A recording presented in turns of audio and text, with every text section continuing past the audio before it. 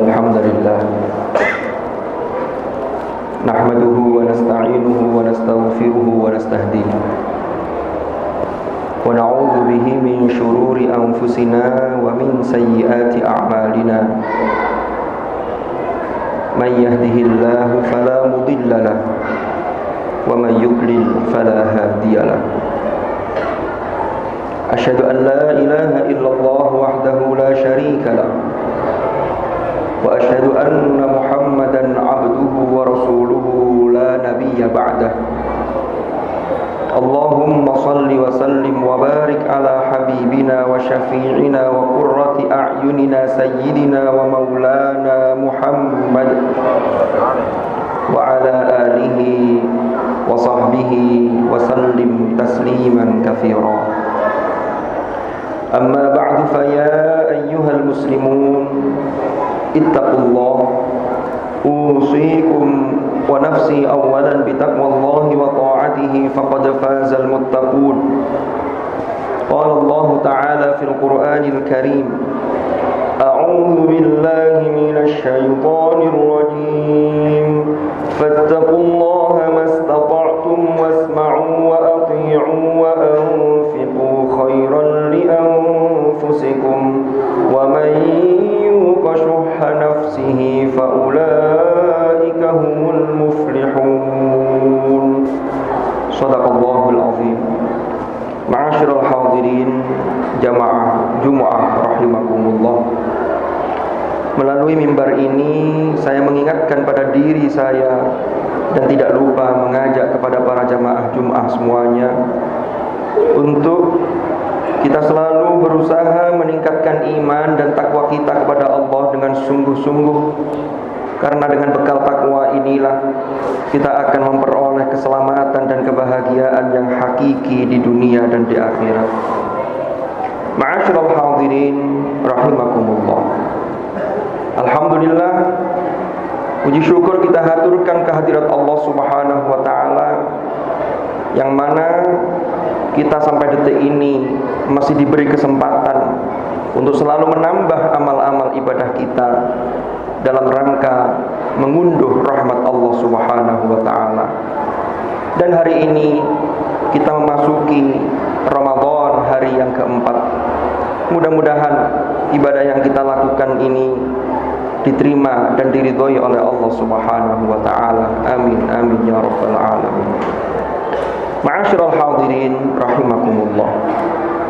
Kita tahu bahwa bulan Ramadan disebut juga dengan bulan Al-Quran, yaitu Syahrul Quran, karena memang di bulan Ramadan diturunkan oleh Allah kitab suci Al-Quran, yang mana turunnya ini yang turun secara sekaligus, yaitu pada Lailatul Qadar atau fi Lailatin Mubarakah, dan itu terjadi di bulan Ramadan. Begitu pula ketika fase turunnya Al-Quran dari sama'id dunia kepada baginda Rasulullah sallallahu alaihi wasallam dibawa oleh malaikat Jibril, yang mana permulaan turunnya yaitu permulaan Al-Quran, yaitu surah Al-Alaq ayat 1 sampai dengan ayat 5, yaitu turun di bulan suci Ramadan. Inilah sebagaimana penegasan Allah, syahrul Ramadan alladzi unzila fihi al-Quran hudan linnas wa bayyinatin minal huda wal furqan. Ma'asyiral hadirin rahimakumullah. Untuk itulah perlu kita lakukan evaluasi diri kita, karena Ramadan sesungguhnya adalah momentum yang sangat tepat untuk kita lebih akrab dengan kalamullah, yaitu Al-Quranul Karim. Allah Subhanahu wa taala berfirman di dalam surah Al-Furqan ayat 30, wa qala ar-rasulu ya rabbi inna qaumi ittakhadhu hadzal qur'ana mahjura, yang terjemah maknanya adalah, dan Rasulullah sallallahu alaihi wasallam kelak nanti di hari akhir beliau berkata, ya rabbi wahai Tuhanku, inna qaumi sesungguhnya kaumku menjadikan Al-Quran ini sebagai sesuatu yang ditinggalkan atau tidak dihiraukan. Ma'asyiral hadirin rahimakumullah. Menurut mayoritas mufassirin, memang ayat ini adalah nanti bentuk pengaduan Rasulullah sallallahu alaihi wasallam di akhirat ketika Allah mengadu kepada Allah tentang kaumnya, mayoritas mufassirin memahami kaumnya yang dimaksud di situ kaum Rasulullah sallallahu alaihi wasallam itu adalah orang-orang musyrikin ketika di Mekah, yaitu kafir Quraisy ketika itu. Tetapi para mufassirin kontemporer memahami ayat ini secara lebih umum, sehingga maknanya boleh jadi yang diadukan oleh hadratul Rasul di hadapan Allah kelak di hari kiamat bukan hanya orang-orang musyrikin yang tidak mau menerima agama ini, tetapi juga boleh jadi mengenai juga orang-orang yang sudah menyatakan dirinya Islam. Maka dari itu hal ini harus kita waspadai ma'asyiral hadirin. Dan jika kita lihat lebih lanjut dalam konteks aduan Rasulullah sallallahu alaihi wasallam di dalam ayat ini Rasulullah mengadu dengan menyebut ya Rabbi, ya Rabbi. Di dalam Al-Qur'an kalau kita lihat hanya ada 2 ayat yang didahului dengan ya Rabbi yang terkait dengan aduan Rasulullah sallallahu alaihi wasallam kepada Allah, yaitu dalam surah Az-Zukhruf. Maka beberapa ulama mendapatkan kesan ketika Rasulullah memanggil dengan iya, yakni daknya disebut, maka di sini menunjukkan sesuatu yang sangat dalam dan sesuatu yang sangat memprihatinkan bagi Rasulullah sallallahu alaihi wasallam. Maka jika kita memahami ayat ini sesuai dengan pemahaman para mufassir kontemporer, yang mana ini boleh jadi mengenai kita umat Islam, maka jangan sampai kita termasuk orang-orang atau umat atau kaum yang diadukan oleh Rasulullah kelak di hari akhir, yang mana Rasulullah menyatakan bahwa kaumku telah meninggalkan Al-Quran ini. Maka dari itu ma'asyiral hadirin, jika kita buka penjelasan kitab-kitab tafsir lebih lanjut, makna mahjura ini sesungguhnya adalah bertingkat. Mahjura boleh jadi kalau ini menjadi potret atau menjadi sebuah cermin bagi kita umat Islam, maka boleh jadi mahjura itu adalah orang yang beragama Islam tetapi dia tidak mau mempelajari sama sekali, bahkan untuk membacanya saja dia tidak mau mempelajarinya. Atau tingkat berikutnya yang bisa terkena mahjura adalah orang yang sudah pandai membacanya, tetapi ia lama tidak menyapa Al-Quran itu dan tidak membacanya. Lalu tingkatan berikutnya boleh jadi orang yang terkena khitab mahjura ini, yaitu Al-Quran adalah ditinggalkan. Itu boleh jadi adalah orang yang mampu membacanya, baik bacaannya, tetapi dia tidak berusaha untuk memahami isi kandungannya. Ketika orang sudah memahami isi kandungannya tetapi ia tidak melaksanakan apa yang ada di dalamnya, maka boleh jadi terkena dampak mahjura ini. Maka dari itu ma'asyiral hadirin, sudah menjadi kewajiban kita sebagai umat Islam untuk melakukan evaluasi diri kita, sejauh mana keakraban kita, sejauh mana interaksi kita dengan kalamnya, yaitu Al-Qur'anul Karim. Jika selama ini sudah baik, kita sudah punya rutinitas yang membacanya secara istiqomah, maka kita tingkatkan, termasuk bagaimana kita memahami isi kandungannya melalui majelis-majelis ilmu yang sudah ada di mana-mana. Ma'asyiral hadirin rahimakumullah. Jangan sampai kita ini beragama Islam tapi na'udzubillah hanya menyapa Al-Quran di awal Ramadan, itu pun nanti tidak sampai khatam, tetapi kemudian mushaf itu disimpan lagi hingga bertemu Ramadan yang akan datang. Na'udzubillah tsumma na'udzubillah. Ada satu hadis yang dikutip oleh Profesor Dr. Wahba Az-Zuhaili dalam tafsirnya, yaitu At-Tafsirul Munir. Hadis ini adalah riwayat Anas bin Malik radhiyallahu an, bahwasannya Rasulullah sallallahu alaihi wasallam bersabda, "Man ta'allama al-Qur'an wa 'allaqa mushafahu lam yata'ahadhu wa lam yanzur fihi jaa'a yaumal qiyamati muta'allaqan bihi yaqul ya rabbal alamin inna 'abdaka hadza ittakhadhani mahjura faqdi baini wa bainahu." Yang artinya adalah barang siapa belajar Al-Qur'an lalu kemudian ia menelantarkannya atau ia melantarkan mushafnya, tidak lagi peduli dan tidak lagi melihat mushaf tersebut, maka pada hari kiamat Al-Quran akan datang bersama orang tersebut. Dan Al-Quran berkata, "Wahai Tuhan semesta alam, sesungguhnya hambamu ini telah meninggalkanku, maka tegakkanlah hukum antara aku dan dia." Ma'asyiral hadirin rahimakumullah.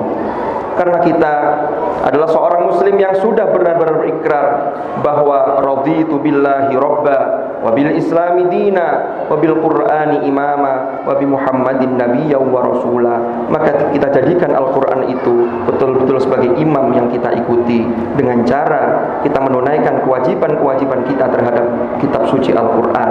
Yang pertama tidak lain adalah mampu membacanya dengan baik dan benar.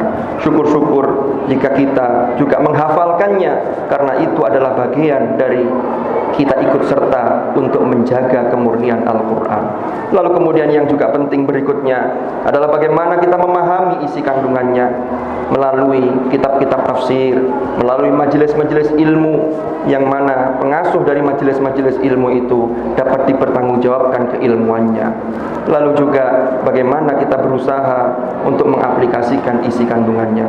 Mudah-mudahan dengan selalu berusaha seperti ini, kita tidak termasuk kaum yang kelak diadukan oleh Rasulullah SAW yang disebut dengan menjadikan Al-Quran itu adalah sesuatu yang mahjur atau yang ditinggalkan.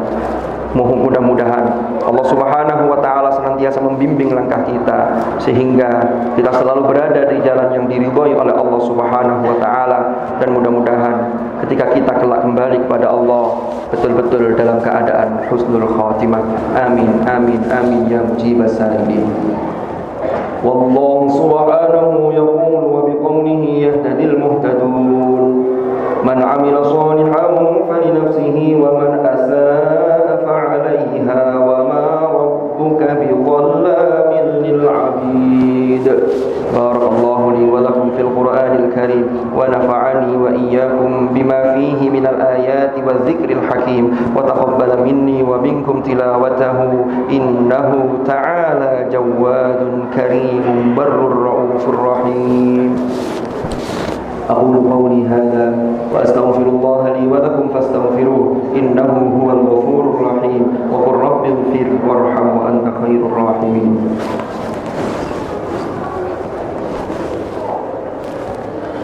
اللهم صل وسلم على سيدنا محمد وعلى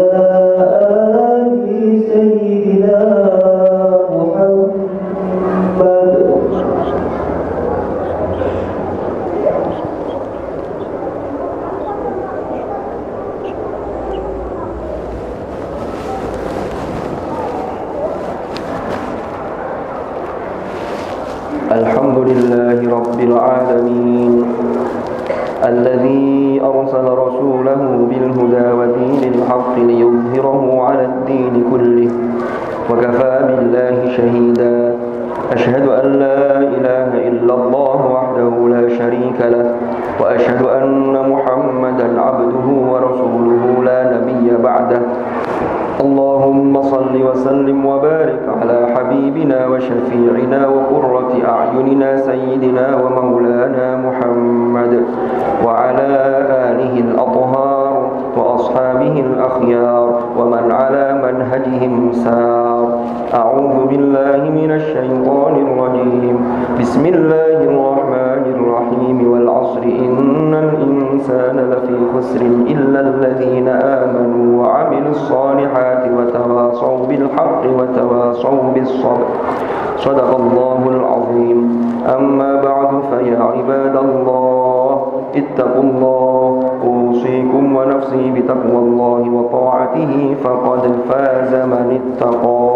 واعلموا أن الله أمركم بأمر بدأ فيه بنفسه وثنى بملائكته وقال عز وجل إن الله وملائكته يصلون على النبي يا أيها الذين آمنوا صلوا عليه وسلموا تسليما. اللهم صل وسلم وبارك على سيدنا محمد وعلى آل سيدنا محمد كما صليت وسلمت وباركت على سيدنا إبراهيم وعلى آل سيدنا إبراهيم في العالمين إنك حميد مجيد. وارض اللهم عن الخلفاء الراشدين ساداتنا أبي بكر وعمر وعثمان الرحمن وعلي وعن بقية أصحاب رسول الله أجمعين وعن التابعين وتابعيهم بإحسان إلى يوم الدين وارض عنا معهم برحمتك يا أرحم الراحمين. اللهم اغفر للمؤمنين والمؤمنات، اللهم اغفر للمؤمنين والمؤمنات والمسلمين والمسلمات الأحياء منهم والأموات إنك سميع قريب مجيب الدعوات. اللهم أصلح لنا ديننا الذي هو عصمة أمرنا، وأصلح لنا دنيانا التي فيها معاشنا، وأصلح لنا آخرتنا التي إليها معادنا، واجعل الحياة زيادة لنا في كل خير، واجعل الموت راحة لنا من كل شر يا أرحم الراحمين. ربنا اغفر لنا ولوالدينا وارحمهم كما ربونا صغارا. ربنا هب لنا من أزواجنا وذرياتنا قرة أعين واجعلنا للمتقين إماما. اللهم إنا نعوذ بك من جهد البلاء ودرك الشقاء وسوء القضاء وشماتة الأعداء. اللهم ارفع عنا الوباء، اللهم اكشف عنا الوباء، اللهم ادفع عنا البلاء والوباء والغلاء والفحشاء والمنكر والزلازل والسيوف المختلفة والشدائد والمحن والفتن ما ظهر منها وما بطن من بلدنا هذا خاصة ومن سائر بلدان المسلمين عامة إنك على كل شيء قدير. ربنا آتنا من لدنك رحمة وهيئ لنا من أمرنا رشدا. ربنا آتنا في الدنيا حسنة وفي الآخرة حسنة وقنا عذاب النار. عباد الله، إن الله يأمر بالعدل والإحسان وإيتاء ذي القربى وينهى عن الفحشاء والمنكر والبغي يعظكم لعلكم تذكرون. فاذكروا الله العظيم يذكركم واشكروه على نعمه يزدكم واسألوه من فضله يعطكم ولذكر الله أكبر. أقيموا الصلاة.